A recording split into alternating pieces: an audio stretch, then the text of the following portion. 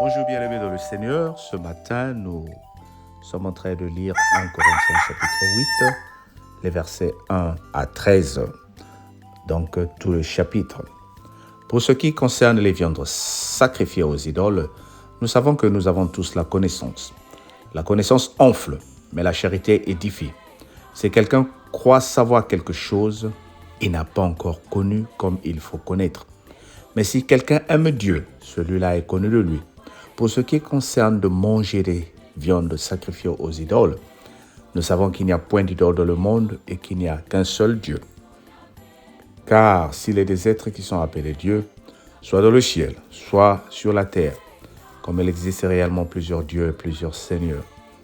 Néanmoins pour nous, il n'y a qu'un seul Dieu, le Père, de qui viennent toutes ces choses, pour qui nous sommes, et un seul Seigneur.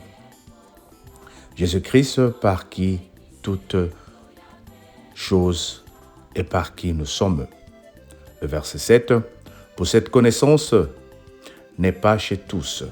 Quelques-uns, d'après la manière dont ils envisagent encore l'idole, mangent de ces viandes comme étant sacrifiées aux idoles. Et leur conscience qui est faible en est souillée. Le verset 8, ce n'est pas un aliment qui nous rapproche de Dieu. Si nous mangeons, nous n'avons rien de plus. Si nous mangeons plus, nous n'avons rien de moins. Le verset 9. Prenez garde toutefois que votre liberté ne devienne une pierre d'achoppement pour les faibles.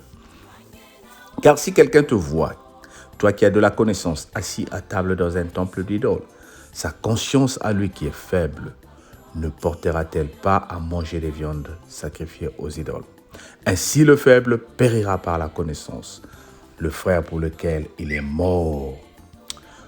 Le verset 12, en péchant de la sorte contre les frères et en blessant leur conscience faible, vous péchez contre Christ. C'est pourquoi, si un aliment scandalise mon frère, je ne mangerai jamais de viande afin de ne pas scandaliser mon frère. Amen. Oh, dis avec moi Amen. C'est une très bonne parole concernant les viandes sacrifiées ou les actes sacrifiés ou les choses sacrifiées aux idoles. L'apôtre Paul est en train de nous dire ici, il n'y a pas des idoles sur terre ni dans les cieux pour nous les chrétiens. Parce que nous ne devons pas avoir des idoles, nous ne devons pas adorer d'autres dieux, nous le savons tous. Et nous sommes tous appelés à adorer un seul Dieu, le Créateur du ciel et la terre. Nous croyons en notre Dieu, nous croyons en notre Seigneur Jésus-Christ comme Seigneur et Sauveur. C'est devant Jésus-Christ que nous nous agenouillons pour intercéder, pour prier, parce que lui, auprès du Père, intercède pour nous. Mais quelque chose de très important ici, le Seigneur est en train de nous dire que bien qu'il se passe des choses, bien que nous portons des interdits, bien que nous faisons des choses que nous pensons être bien, qu'est-ce que ces choses font vis-à-vis des autres? Vous allez vous souvenir, pour ceux qui suivent ces enseignements, la Bible dit dans Romains 15 que ceux qui sont forts dans la foi soutiennent les faibles. Toutes les interdits sont pour une cause. Il y a des choses que même le médecin nous interdit de manger ou de boire pour notre santé.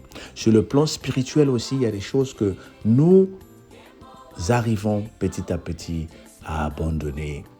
Aujourd'hui, nous avons par exemple des alcooliques qui arrivent dans le Seigneur, à qui nous avons prêché la parole de Dieu. Un ancien alcoolique, quelqu'un qui ouvrait une bouteille de vin, il fallait la finir avant d'aller au lit, qui arrive dans le Seigneur. Et cette personne est en train de se conformer aux Écritures. Maintenant, cette personne te regarde, toi qui es fort de la foi. Peut-être que toi, tu es en bonne santé et quand tu bois ton vin, ça ne te fait rien. Mais lui qui était alcoolique, facilement, il peut repartir dans l'alcool. Il peut devenir alcoolisme. Il peut revenir encore accro.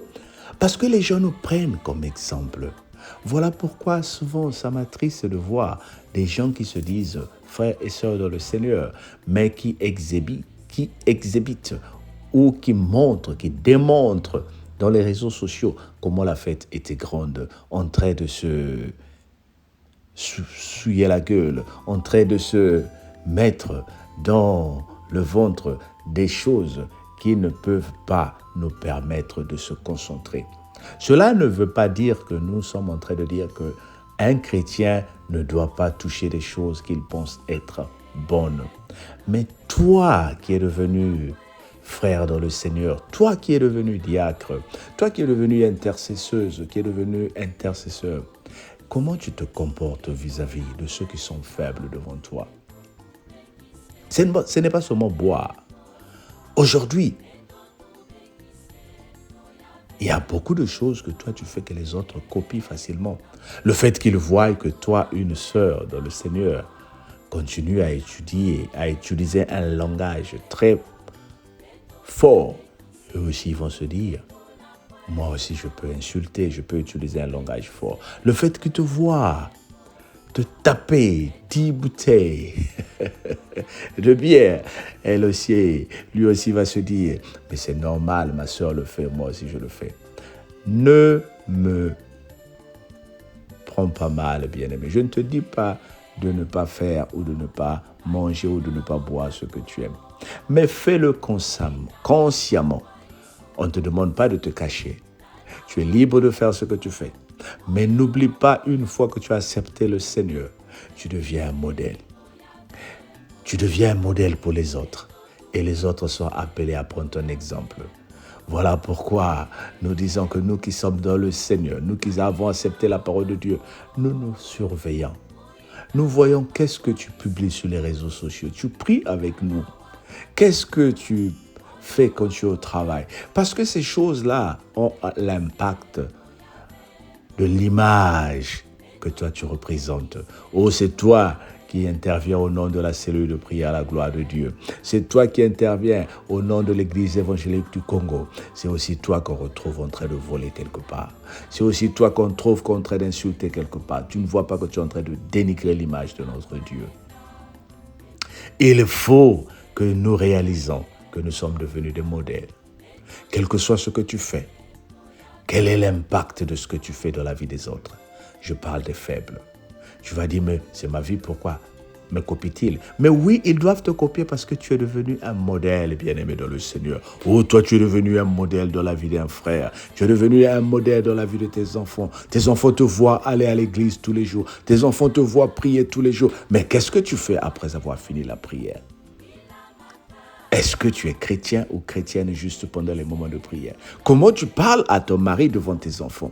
Comment tu parles à ta femme devant tes enfants? Et comment tu parles aux enfants? Est-ce qu'ils peuvent se dire, notre sœur, notre mère est une intercesseuse ou notre père est un intercesseur? Ou c'est seulement pour prouver aux yeux des autres que toi tu sais prier, que toi tu sais lire la parole de Dieu? Oh bien-aimé, la Bible est claire ici. La Bible est claire ici, l'apôtre Paul est en train de nous dire que nous sommes, ainsi le faible périra par ta connaissance. Le verset 11. Ainsi le frère périra par ta connaissance. Si tu ne fais pas attention, il y a beaucoup de gens que toi tu vas retourner dans le monde. Il y a beaucoup de gens qui vont perdre leur foi à cause de toi. Voilà pourquoi j'insiste. Il y a certaines personnes qui sont arrivées dans la cellule qui t'admiraient. Ta façon de prier, ta façon de parler. Mais aujourd'hui, c'est toi qui pleurniches. Aujourd'hui, c'est toi qui disparais. Aujourd'hui, c'est toi qui es en train de t'ébranler dans la foi. Les autres, quand toi tu priais, quand toi tu parlais, ils te prenaient comme un modèle, ils te disent, voilà une femme de foi, voilà un homme de foi. Mais maintenant qu'il y a des problèmes dans ta vie, ces personnes-là ne te reconnaissent plus. Et ils sont en train de tomber parce qu'ils se disent, mais si ça peut arriver à cette personne, c'est que moi aussi ça peut m'arriver. Cela ne veut pas dire que lorsque nous sommes chrétiens, nous n'allons pas pleurer. Cela ne veut pas dire que lorsque nous sommes chrétiennes, nous n'avons pas à avoir des problèmes. Oui, les problèmes viendront, mais il faut que les gens remarquent, même dans le malheur, tu restes ferme et tu crois toujours en Jésus-Christ. Parce qu'ils ont besoin de ta foi pour garder tout ce qu'ils ont. Oh bien-aimé, pour clôturer cette parole, je veux juste dire, c'est pourquoi, si un aliment scandalise mon frère, je ne mangerai jamais de viande, afin de ne pas scandaliser mon frère. Ça veut juste dire que tout ce que tu poses comme acte soit pour la gloire de notre Dieu. Que les gens qui te respectent voient en toi Jésus-Christ. Que les gens qui te suivent voient en toi le modèle de Christ, afin que le nom de notre Seigneur Jésus-Christ soit sanctifié jour et nuit. Que le Seigneur te bénisse. Amen. Père éternel, je veux juste... Nous prions pour toutes les personnes qui ont accepté Christ, qui sont des modèles. Ô Seigneur, je prie pour que toutes les personnes soient des modèles. Que les gens voient en nous la lumière de Christ, afin que le monde ne périsse pas, mais que nous ayons la vie éternelle. Sois béni au nom de Jésus. Amen. Ô bien-aimé, comme d'habitude, partage. Nous comptons sur toi. Nous sommes à 209 abonnés et il faut qu'on atteigne 500 avant la fin de cette année. Le Seigneur a besoin de toi. Passe une très bonne journée et on se dit à demain. Bye bye.